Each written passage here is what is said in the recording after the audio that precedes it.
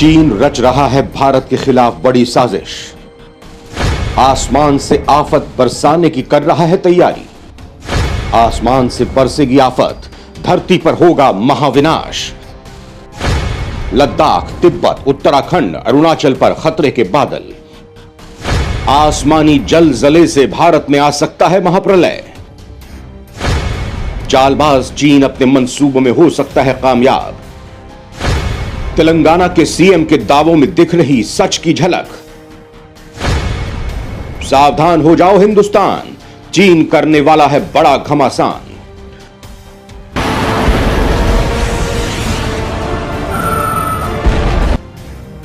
दोस्तों, दुनिया जानती है कि भारतीय सीमा पर चालबाज चीन की पैनी नजर है। वो लद्दाख, अरुणाचल पर कब्जा करना चाहता है। इसके लिए वो लगातार साजिश रच रहा है। सीमा पर अपनी सैन्य ताकत को मजबूत कर रहा है। भारत के सीमावर्ती देशों को साध रहा है। समुद्र में अपना जाल फैला रहा है।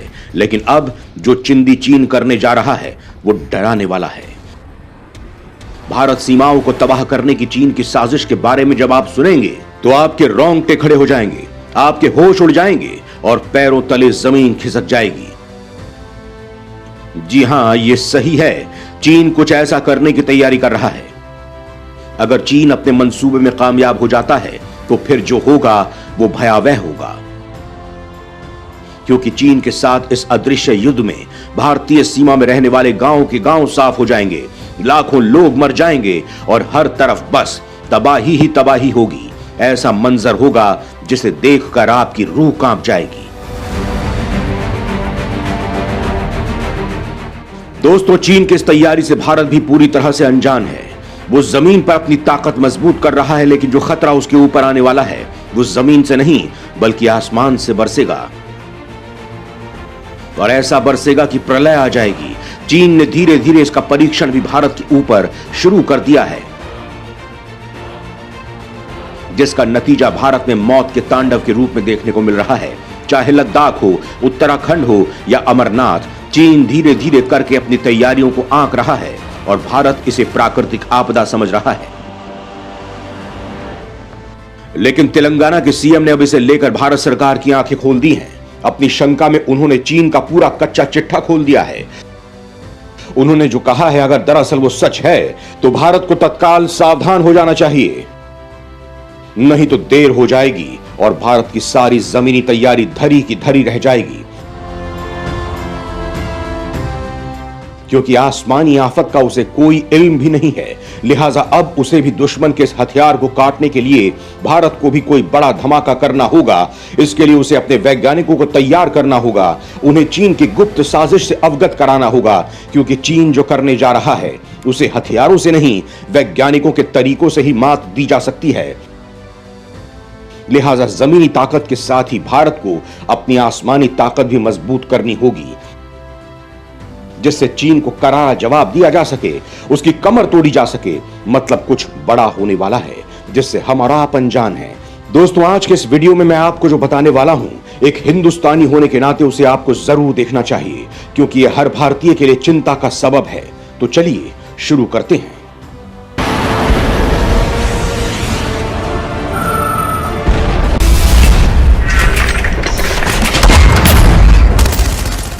चीन रच रहा है भारत के खिलाफ साजिश, कृत्रिम बारिश को बना रहा है अपना हथियार। दोस्तों, भारत चीन सीमा पर अचानक बादल फटने की घटनाओं ने कई आशंकाओं को जन्म दे दिया है। भारत को यह सोचने पर मजबूर किया है कि कहीं यह चीन की साजिश तो नहीं है। क्या चीन इस अपरंपरागत उपकरण का इस्तेमाल इस क्षेत्र को खाली करने के लिए तो नहीं कर रहा है? लद्दाख से लेकर अरुणाचल प्रदेश तक हम चीन के साथ विशाल सीमा साझा करते हैं और लेह शहर में बादल फटने से लेकर केदारनाथ नरसंहार तक, अरुणाचल सीएमएस हेलीकॉप्टर के दुर्घटनाग्रस्त होने से लेकर ब्रह्मपुत्र में बाढ़ तक की घटनाओं की श्रृंखला देखी गई। ऐसे में सवाल उठना लाजमी है कि क्या बादल फटने के पीछे चीन है? क्या चीन कृत्रिम बारिश का इस्तेमाल पहाड़ी श्रृंखला को परेशान करने के लिए कर रहा है, जिससे सीमा क्षेत्र के लोग पलायन कर सकें और एलएसी में घुसपैठ करना आसान हो जाए? क्या चीन ऐसा करने में सक्षम है? दोस्तों, यहां आपको बता देता हूं कि आखिर बादल फटना होता क्या है और इसका सबसे पहले किस देश ने परीक्षण किया और कैसे। बादल फटना क्या होता है? भारत में क्यों बढ़ गई हैं बादल फटने की घटनाएं? चीन साजिश के तहत करा रहा कृत्रिम बारिश। दोस्तों, साल 1948 में जीई के 2 वैज्ञानिक फ्रीजिंग तकनीकों पर काम कर रहे थे।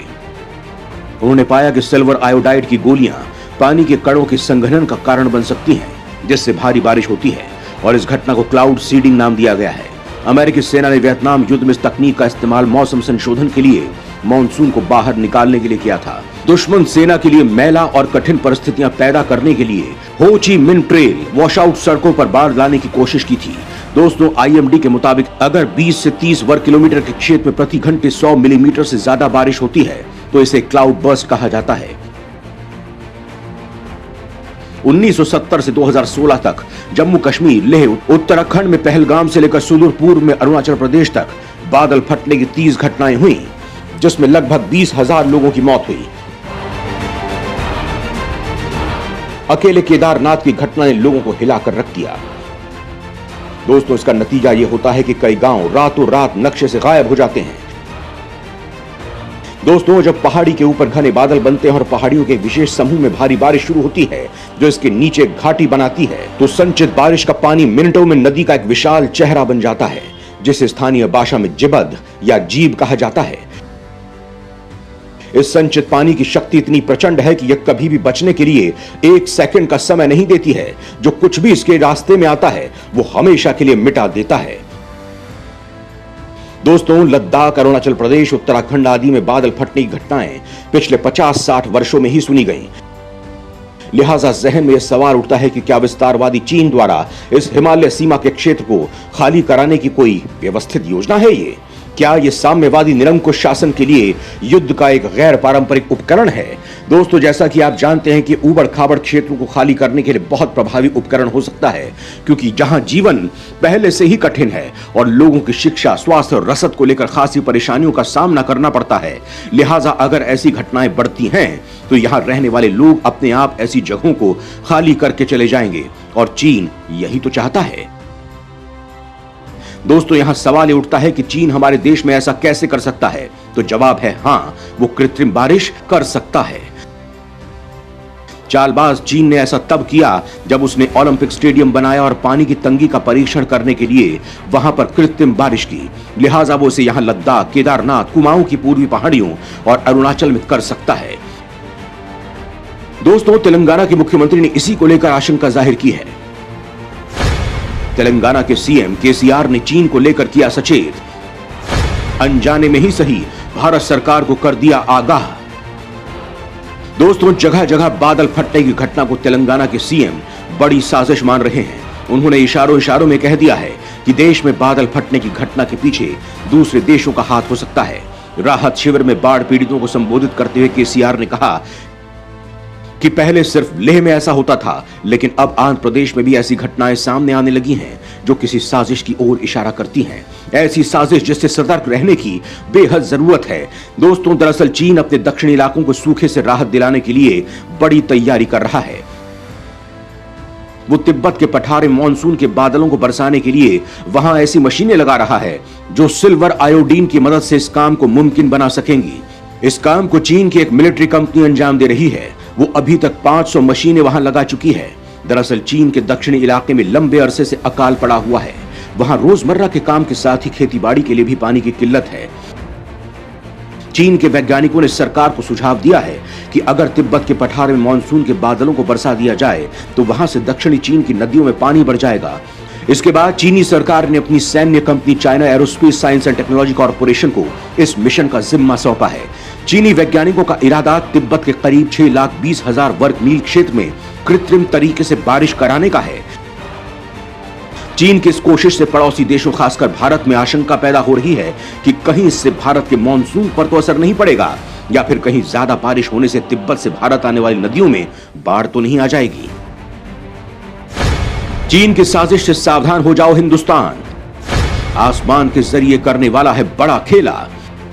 दोस्तों, चीन एक बार फिर भारत के लिए खतरा पैदा कर सकता है, लेकिन इस बार यह खतरा सीमा पर नहीं बल्कि भारत की नदियों पर मंडरा रहा है। चीन के एक कदम से भारत की कई नदियों का जल स्तर बढ़ सकता है, जिससे बाढ़ की स्थिति पैदा हो सकती है। दरअसल एक बार फिर चीन आर्टिफिशियल तरीके से बारिश कराने जा रहा है। चीन पिछले 5 सालों से कृत्रिम बारिश करा रहा है, लेकिन अब की बार यह बहुत बड़े पैमाने पर कराया जाएगा, जिससे वो एक नया रिकॉर्ड भी कायम करा लेगा। दोस्तों, चीन हर साल कृत्रिम तरीके से बारिश करता है, लेकिन इस बार चीन के अधिकारियों ने ऐलान किया है कि देश के 16 लाख वर्ग किलोमीटर हिस्से में आर्टिफिशियल तकनीक से बारिश की जाएगी। 16 लाख वर्ग किलोमीटर का मतलब स्पेन के कुल क्षेत्रफल का 3 गुना बड़ा हिस्सा है। चीन की यह कोशिश दक्षिणी चीन की नदियों में पानी का स्तर बढ़ाने के लिए है, क्योंकि दक्षिणी चीन के ज्यादातर हिस्सों में लंबे समय से सूखे की मार झेल रहा है। ऐसे में खेतीबाड़ी ही नहीं, रोजमर्रा के कामों के लिए भी पानी की किल्लत हो रही है। चीन की कोशिश है कि तिब्बत के पठार पर मानसून के बादलों को बरसाया जाए। भारत के लिए चीन की यह कोशिश फिक्र बढ़ाने वाली हो सकती है, क्योंकि इससे भारत की नदियों में पानी का जल स्तर बढ़ सकता है। तिब्बत के पठार से ब्रह्मपुत्र, सतलुज और सिंधु नदियां निकलती हैं, जो भारत में आती हैं। सतलुज और सिंध जम्मू कश्मीर की तरफ से जाती हैं, जबकि ब्रह्मपुत्र नॉर्थ ईस्ट की तरफ जाती हैं। अगर इन नदियों में जल स्तर बढ़ा तो भारत के उत्तर पूर्व और पूर्व के राज्यों में ही नहीं, जम्मू कश्मीर में भी बाढ़ जैसे हालात बन सकते हैं। हालांकि भारतीय मौसम वैज्ञानिकों ने ऐसी किसी भी कोशिश को सिरे से खारिज किया है। अपनी साजिश में चीन नहीं हो सकता है कामयाब। भारतीय वैज्ञानिकों ने किया चीन को लेकर बड़ा दावा। दोस्तों, भारतीय वैज्ञानिक चीन की इस कोशिश को फिजूल की कवायद करार दे रहे हैं। भारत में मानसून की भविष्यवाणी करने वाले मुख्य वैज्ञानिक डॉक्टर डी शिवानंद पई का कहना है कि कृत्रिम रूप से बारिश कराने की कोशिश बहुत कारगर नहीं होती है। इनका सक्सेस रेट बहुत कम होता है। इसके लिए बादलों में पर्याप्त नमी होना जरूरी है। डॉक्टर पई के मुताबिक भारत में मानसून के बादल अरब सागर, हिंद महासागर और बंगाल की खाड़ी से पैदा होते हैं और ये हिमालय से टकराकर भारत में बरसते हैं, जबकि तिब्बत में बंगाल की खाड़ी से बादल पहुंचते हैं और ऑस्ट्रेलिया से भी मानसूनी बादल वहां पहुंचते हैं। ऐसे में यह नहीं कहा जा सकता है कि इससे भारत को कोई नुकसान होगा। इस मामले में सीनियर वैज्ञानिक डॉक्टर सत्येंद्र शर्मा की भी यही राय है। उनका कहना है कि ना तो इससे भारत में मानसून की बारिश पर कोई असर पड़ेगा और ना ही चीन को खास कामयाबी मिल पाएगी। दोस्तों, वैज्ञानिक भले ही कुछ कह रहे हों, लेकिन इसकी जांच जरूरी होनी चाहिए। आखिर भारत में बादल फटने की घटनाएं अचानक इतनी बढ़ क्यों गई हैं? कहीं ऐसा ना हो कि पुरुलिया आर्म ड्रॉप स्कैंडल की तरह ये भी हमारे लिए एक गुप्त रहस्य बनकर रह जाए, जिसका आज तक खुलासा नहीं हो सका है। दोस्तों, हालांकि चीन को सीमा पर जवाब देने के लिए मोदी सरकार बड़े कदम उठा रही है। वहां आवागमन से लेकर मूलभूत सुविधाएं मुहैया करा रही है, जिससे वहां के हालात तेजी से बदल रहे हैं। लेकिन अभी जमीनी स्तर पर बहुत कुछ किया जाना बाकी है, जिसे लेकर कोशिशें जारी हैं। जय हिंद, जय भारत।